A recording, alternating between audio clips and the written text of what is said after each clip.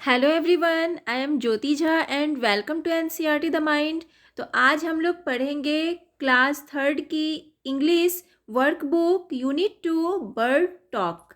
तो इसे पढ़ने से पहले अगर आपने मेरा चैनल सब्सक्राइब नहीं किया है तो आप सबसे पहले मेरे चैनल एनसीईआरटी द माइंड को सब्सक्राइब कीजिए, लाइक कीजिए और बेल आइकन ज़रूर प्रेस कर दीजिए ताकि एनसीईआरटी से रिलेटेड सारे वीडियोज़ आपके पास समय से पहुँचती रहे। तो चलिए बच्चों, पढ़ना स्टार्ट करते हैं। तो देखिए, ये चैप्टर बर्ड टॉक मैंने आपको पढ़ा दिया है, तो आज हम लोग इसका वर्कबुक बनाएंगे। तो देखिए, वोकेबलरी है सबसे पहले।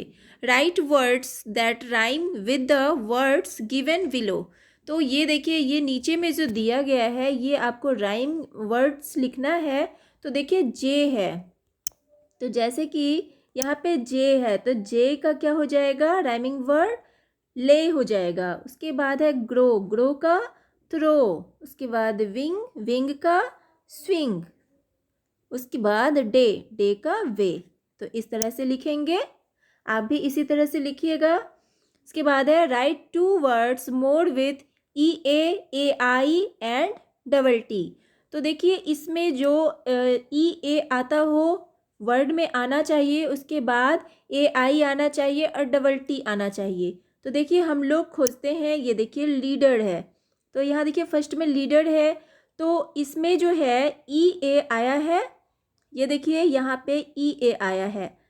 उसके बाद ये देख पा रहे हैं EA आया है लीडर में, तो ये लीडर ऐसे हो गया। उसके बाद देखिए सी में क्या आया है, EA यहाँ पे आया है तो सी लिखेंगे।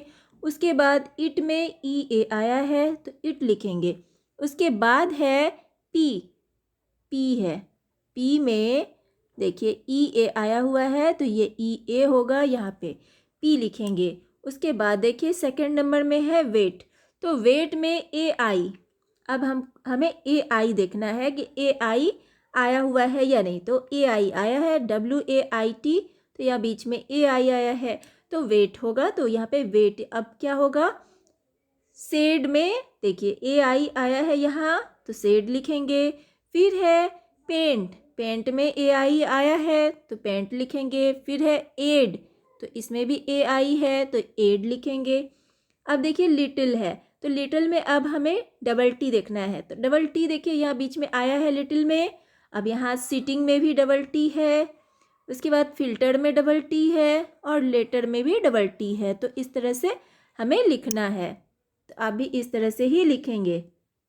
अब देखिए क्या है कि read the given stanzas and answer the following questions. अब देखिए, इस स्टैंजा को आपको पढ़ना है और जो नीचे दिया गया है उस क्वेश्चन का आपको आंसर देना है। देखिए क्या है, think dash said the robin, think said the J sitting in the garden talking one day. तो अब देखिए क्या होगा, यहाँ पे क्वेश्चन दिया हुआ है कि name the poem and the poet. तो पोएम का क्या है, bird talk, bird talk poem का नाम है और पोएट का नाम क्या है इसका, एलिन फिशर। एलिन फिशर इसका जो पोएट है, इस कविता का जो उसका नाम है, तो ये हमें लिखना है। अब देखिए हु वेयर टॉकिंग, क्या है, हु वेयर टॉकिंग, तो वो किससे बातें कर रहे थे, किसे बोल रहे थे। तो देखिए Robin and Jay were talking, कौन बातें कर रहे थे, तो रॉबिन एंड जे ये दोनों बातें कर रहे थे, तो ये लिखेंगे हम। उसके बाद है वेयर दे सिटिंग, वे कहाँ बैठे हुए थे, तो हम लोग क्या लिखेंगे, दे वेयर सिटिंग इन गार्डन, तो वे लोग गार्डन में बैठे हुए थे। अब है write two verb plus ING words from the poem. अब देखिए ING लगा के आपको इसमें लिखना है वर्ब्स। तो देखिए क्या है, थिंक, इसमें प्लस ING लगा के थिंकिंग लिख दिए। उसके बाद ग्रो है, प्लस ING लगा के ग्रोइंग लिख दिए। तो इस तरह से लिखना है।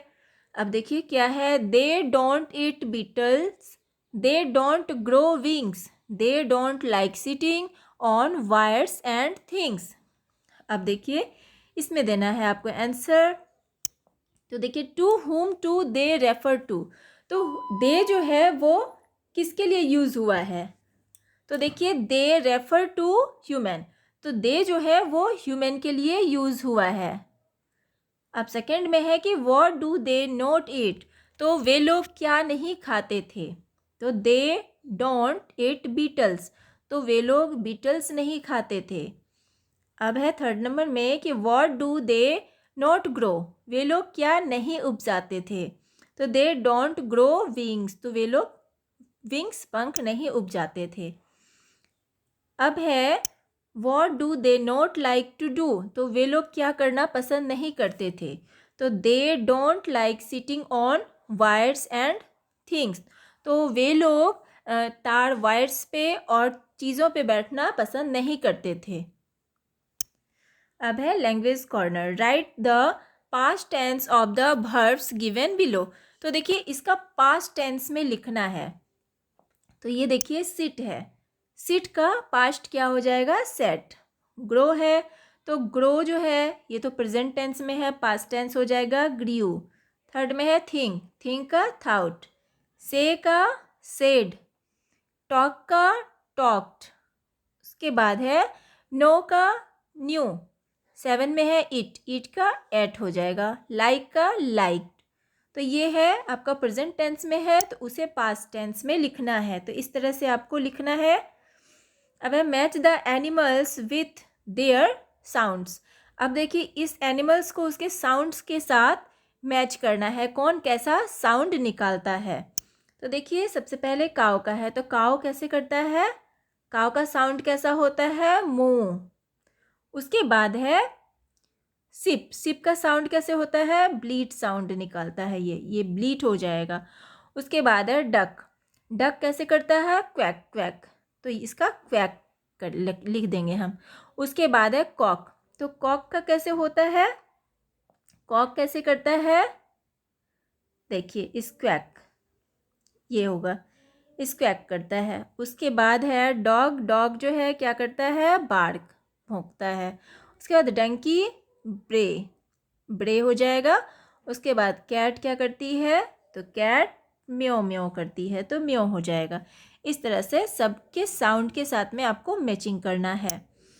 अब है right the short forms of the given words, तो देखिए इसका शॉर्ट फॉर्म्स लिखना है, तो कैसे लिखेंगे हम, देखिए जब है डू नॉट, हम लोग डू नॉट पढ़ते हैं ना, तो इसका शॉर्ट फॉर्म में कैसे बोलेंगे हम लोग, डोंट, DON ऊपर कोमा होगा, उसके बाद ऐसे टी होगा, तो डोंट लिखेंगे। अब है आई एम, तो आई एम को शॉर्ट में कैसे लिखेंगे, आई और यहाँ कोमा देके यहाँ एम, तो इस तरह से लिखेंगे। ही इज़ है, इसे शॉर्ट में लिखेंगे हीज, इस तरह से।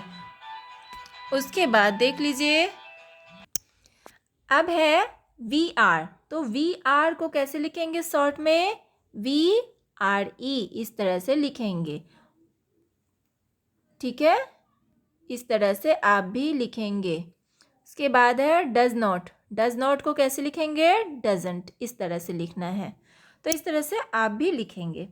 अब है creative writing, answer these questions about your best friend, अब देखिए आप अपने बेस्ट फ्रेंड के बारे में आपको आंसर देना है, तो आप अपने बेस्ट फ्रेंड के बारे में क्या क्या बता सकते हैं, देखिए क्या है, what is the name of your best friend, आपके बेस्ट फ्रेंड का क्या नाम है, तो देखिए ये मेरी बेटी की बेस्ट फ्रेंड है भविता, तो उसने ये लिखा है, तो आपके जो भी बेस्ट फ्रेंड है आप उनका नाम लिखिए।